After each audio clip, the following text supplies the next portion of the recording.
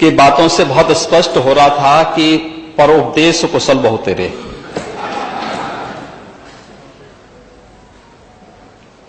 और उनको यह भी नहीं पता था कि वह जो बोल रहे हैं आखिर किसको बोलना चाहते हैं। इस प्रदेश में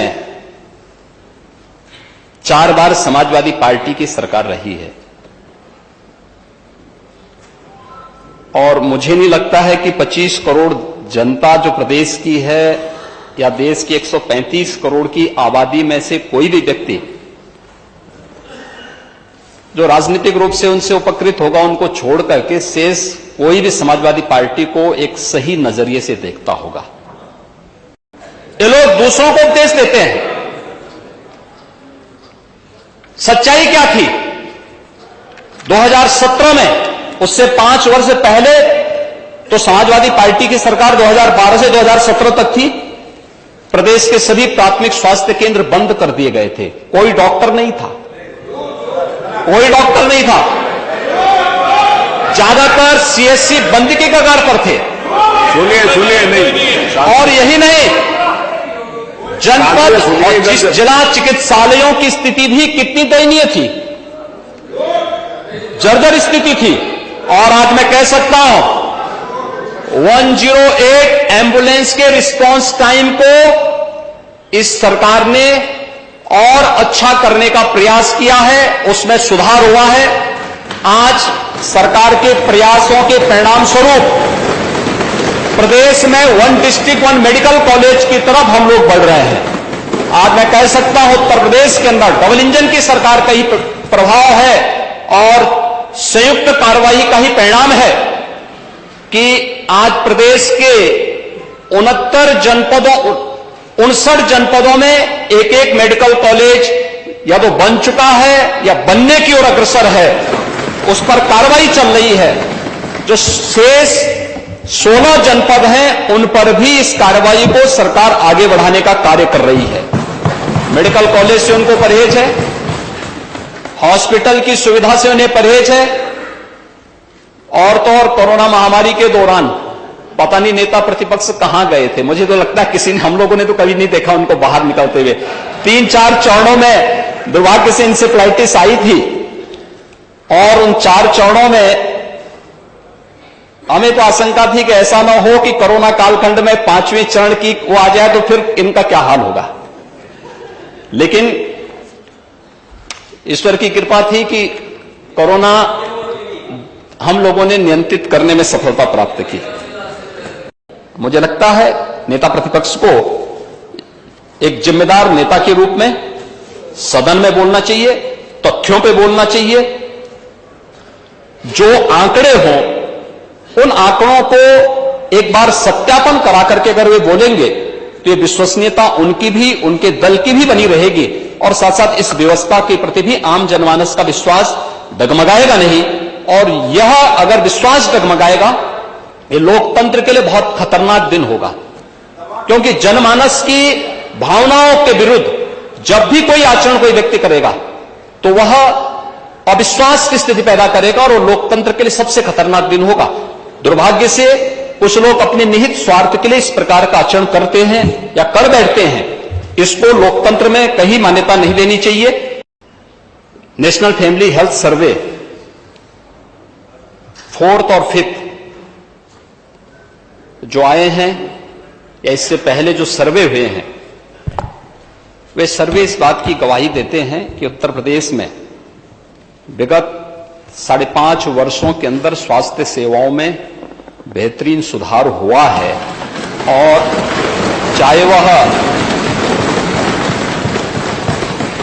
एनीमिया से जुड़े हुए मामलों में सुधार का प्रश्न हो, यह नेशनल एवरेज से अच्छा हुआ है।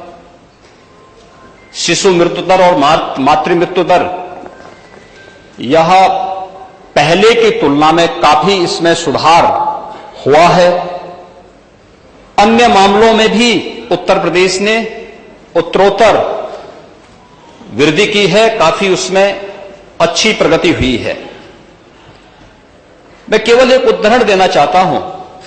गोरखपुर की चर्चा माननीय नेता प्रतिपक्ष ने की।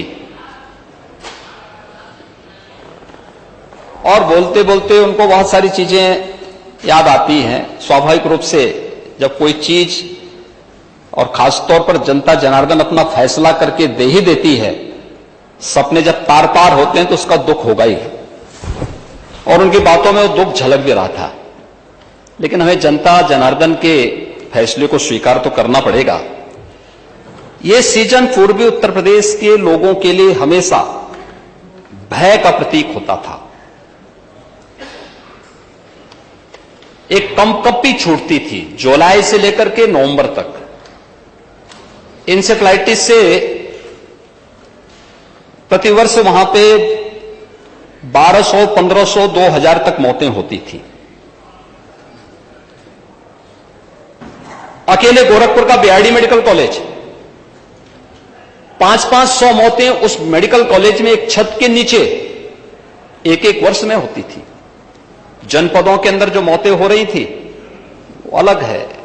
जो लोग हॉस्पिटल तक नहीं पहुंच पाते थे वे अलग थी। डबल इंजन की सरकार का ही प्रभाव है और संयुक्त कार्यवाही का ही परिणाम है।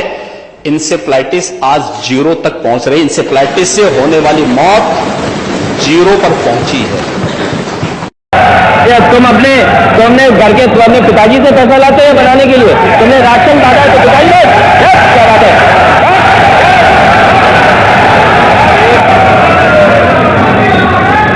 एक घंटे से अधिक माननीय अध्यक्ष जी, नेता सदन खड़े हैं माननीय, आप कमेटी दे चुके हैं, उसके बाद ये शोर शराबा ठीक नहीं है, ये उचित बात नहीं। अध्यक्ष जी 1 घंटे से अधिक पूरा सदन माननीय नेता प्रतिपक्ष को सुनता रहा। बड़ी शालीनता के साथ उन्होंने अपनी बात कही। विपक्ष के नेता का जो दायित्व था उन्होंने अपने कर्तव्यों का निर्वहन किया। हम लोगों ने सुना। इस सदन में और सरकार के उप मुख्यमंत्री अपनी बात को रख रहे हैं, बीच में रनिंग कमेंट्री का मतलब क्या है। और दूसरा, एक सम्मानित नेता के खिलाफ असभ्य शब्दों का प्रयोग हो, तो शब्द का प्रयोग हो, तो ठीक नहीं है। और मैं बड़ी विनम्रता से कहूंगा नेता प्रतिपक्ष को कि आपको इतना उत्तेजित नहीं होना चाहिए। देखिए, सफाई की बात नहीं कर रहा हूं मैं, सवाल सफाई का नहीं है। देखिए, हम लोग भी जो विकास कार्य करा रहे हैं या आपकी सरकार के समय जो विकास कार्य हुए होंगे, ये हमारी ड्यूटी थी। सरकार सरकार होती है और हर सरकार को अपनी उपलब्धि को कहने का अधिकार है। माननीय उप मुख्यमंत्री जी ने बिल्कुल सही कहा कि विकास, आपने कहा, आप विकास की जब चर्चा हुई तो उन्होंने जो बातें कही बिल्कुल ठीक ढंग से की थी। आपके यहां के दूसरे नेता या जब माननीय उप मुख्यमंत्री का यहां पर भाषण संपन्न होता उसके बाद अपनी बात आप लोग कह सकते थे।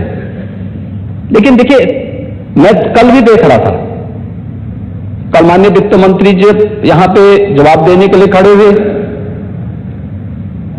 उन पर जिस तरीके की भाषा का प्रयोग उस समय किया गया, आज फिर हम देख रहे हैं।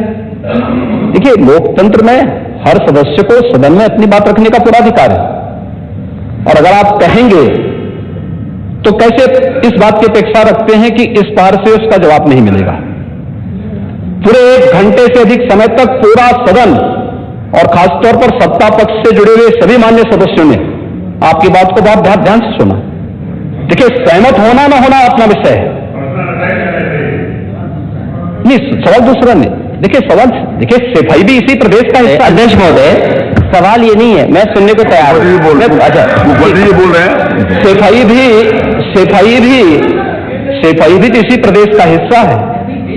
नहीं, सफाई, देखिए, भाषा आप उसको बाद में बोल सकते हैं। देखिए, हमारी सहमति असहमति हो सकती है। देखिए, हमारी असहमति असहमति हो सकती है किसी बात पर, हम बाद में इस बात को करेक्शन करा सकते हैं। लेकिन तो मैंने शब्द का प्रयोग नहीं किया जाना चाहिए और किसी भी असभ्य भाषा का प्रयोग नहीं होना चाहिए। और मैं माननीय अध्यक्ष जी से अनुरोध करूंगा कि अगर इस प्रकार की शब्दावली प्रोसीडिंग का हिस्सा बनी है तो कृपया उसको हटवा दें, क्योंकि ये गलत परंपरा होगी और मैसेज का देश के अंदर खराब जाएगा। हमें हमेशा इस बात को ध्यान में रखना होगा, सदन की मर्यादा का ध्यान हर हाल में बनाए रखना होगा।